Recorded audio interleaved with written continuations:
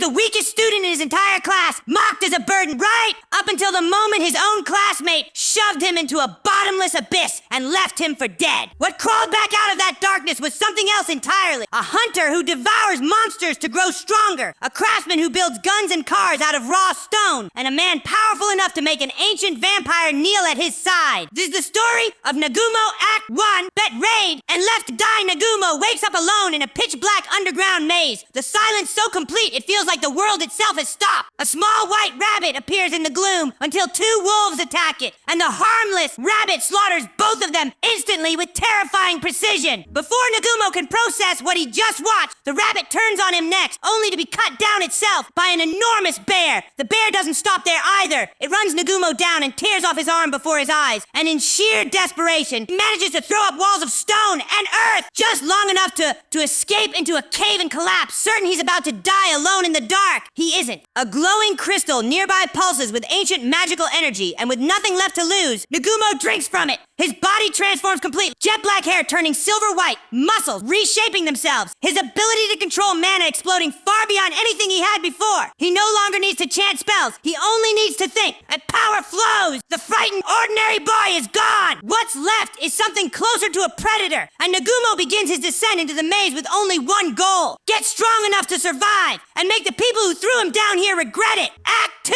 The hunter weets his enemies. Nagumo's new power comes with a brutal cost. To keep growing, he has to consume the flesh of the monsters he kills. He traps a spectral wolf in solid stone and eats it on the spot, feeling its strength bleed directly into his own body with every heartbeat. Using the maze's abundant rare minerals and his growing control over mana, he crafts an entirely new kind of weapon this world has never seen. A gun, precise and devastating, which he uses to finish off the very rabbit monster that maimed him earlier, calmly devouring it afterward as part of the same grim ritual. With each floor he clears, the transformation goes deeper than just muscle and magic. The frightened, betrayed boy is slowly being replaced by a warrior who no longer flinches at violence, driven by a singular need to survive and, eventually, make people who abandoned him answer for it. Eventually, that relentless growth hits a wall. After devouring a massive bear and drinking from another crystal, Nagumo feels nothing. No stat increase. No new strength, as if his body has hit an invisible ceiling. The maze's shallower floors simply can't push him past anymore. Realizing the only way forward is down into more dangerous territory, he presses on and soon runs into a massive gorgon, its petrifying gaze capable of turning any living thing to stone in an instant. Meanwhile, above ground, the classmates who left him behind aren't doing well either. Shirasaki, racked with guilt, tries to go back for him and is knocked unconscious by their new team leader rather than risk losing anyone else. Shizuku throws herself into training, haunted by the thought that Nagumo might already be dead. Down in the maze, Nagumo pushes past the gorgon, using a flare to blind it before finishing it with a single shot, then fights his way past two guardian statues protecting a sealed golden cube. Inside it, he finds something he wasn't expecting: a girl. Act 3, freeing the vampire, the girl explains that her own teammates betrayed her too, sealing her away and leaving her to rot. Something about her story cuts straight through Nagumo's own pain, and he shatters the seal with his bare hands to free her. She refuses to share her real name, asking him to give her a new one instead, and he names her Yue, inspired by the glow of the moon. Moments later, hidden enemies attack. For the first time since falling into the maze, Nagumo isn't fighting alone. Yue turns out to be over 300 years old, sustained by blood rather than food, and explains that the maze was built by an ancient being who once fought and lost against the gods themselves, hiding here ever since, fighting side by side against a scorpion guarding her, a creature Nagumo had mistaken for a crab, half-jokingly craving crab meat after a movie he'd watched back on Earth. Yue bites Nagumo's neck to drink his blood mid-battle, and afterward, she asks him plainly why he stayed and fought instead of running. He tells her he understood exactly what it felt like to be betrayed and chose to stay anyway. Later, as he crafted a new, stronger gun from the scorpion shell and recounted everything he'd survived since falling into the maze, Yue couldn't hold back her tears, calling it too cruel a fate for any human to endure. Nagumo, for his part, insisted he wasn't chasing revenge at all, only the strength to finally find his way back home. It's the beginning of a bond neither of them expected to find in a place built to bury people alive. Act 4, the Five-Headed Serpent descending toward the 100th and final floor. Nagumo and Yue step through a grand door into what looks like a royal palace buried deep underground, and the moment they do, a massive five-headed serpent, each each head wielding a different element, rises to meet them. Every wound they inflict heals almost instantly, and the heads coordinate perfectly, one attacking while another defends. When Yue is knocked into a magical cage and left up believing, for one terrifying moment, that Nagumo is abandoning her, he reappears just in time, drives the monster back, and builds them a brief shelter to recover. Inside, Yue admits her deepest fear, that he'd leave her behind, and Nagumo answers not with words, but with a kiss on her forehead and a promise that he won't. Reinvigorated, the two throw themselves back into the fight, but a beam of light from the serpent's last head strikes Nagumo down. Yue drags him to safety, feeds him healing water, and even grabs his own gun to fight the monster herself. When it seems like he might not get back up, he does. Together, they collapse the ceiling onto the serpent's body and finish it with one final combined attack, finally ending the battle that pushed them both to their absolute limits. Act 5, creation magic and a new world. Exploring the palace further, Nagumo and Yue discover a skeleton that turns out to be a recording of the maze's original creator, a man named Oscar. He explains that the maze wasn't built by villains at all. It was built to protect the world from a far greater darkness, and before fading away, he transfers his own power directly into Nagumo, an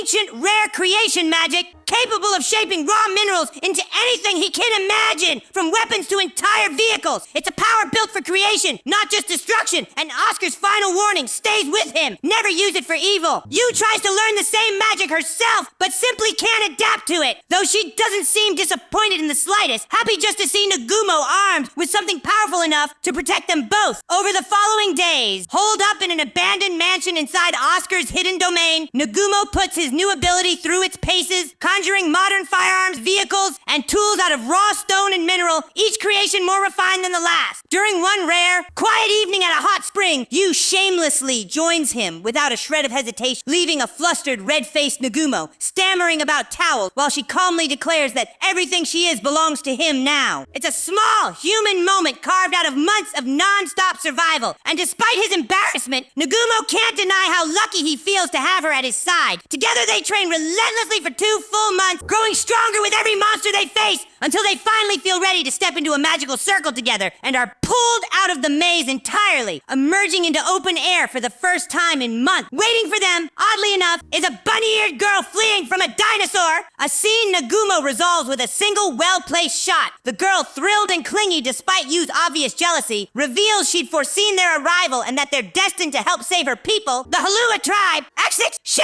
and the Second Labyrinth. Nagumo and Yue spend time in the Holua village, clearing out dangerous monsters, even using the bunny girl herself as bait, hurling her skyward to lure attacking dragons before catching her safely on the way down, and at the villagers' request, trying to train the famously gentle, timid tribe into fighters capable of defending themselves. It's an uphill battle. Nagumo, frustrated by how the villagers can't even bring themselves to kill a mouse, ends up crushing one of their beloved flowers just to shock them into taking survival seriously, bluntly reminding everyone that in this world, it's kill or be killed. Yue, meanwhile, spars relentlessly with the bunny girl, freezing her solid more times than either of them can count. Though the girl does manage to land a few scratches of her own before it's over. Before the group leaves, the bunny girl, recalling a promise her late mother once made about finding true companions, asks to join them. And after some resistance, both Nagumo and Yue agree, mostly because Yue remembers the promise fondly. Not long after, the girl, whom they've taken to calling Shea for short, stumbles onto a second hidden labyrinth carved into a nearby cliff face, and the three of them descend into it together. The trip down is chaotic. Nagumo dismantling traps with well-placed shots, giant boulders rolling toward them, blades dropping from the ceiling, with the bunny girl proving surprisingly formidable with her oversized hammer, smashing through obstacles that would have crushed the other two. At the bottom, they face a hulking suit of living armor, calling itself Minnie's Champion, a nearly unbreakable guardian that only falls once the bunny girl smashes straight through its core after Nagumo and Yue spend the fight softening it with gunfire and ice. It turns out the armor was only a puppet the whole time. Its true master, Minnie, watches the fight with amusement before finally sending the trio on their way with a flood of water down the drain, one step closer to Nagumo's ultimate goal, finding the magic needed to move freely between worlds and eventually find his way home.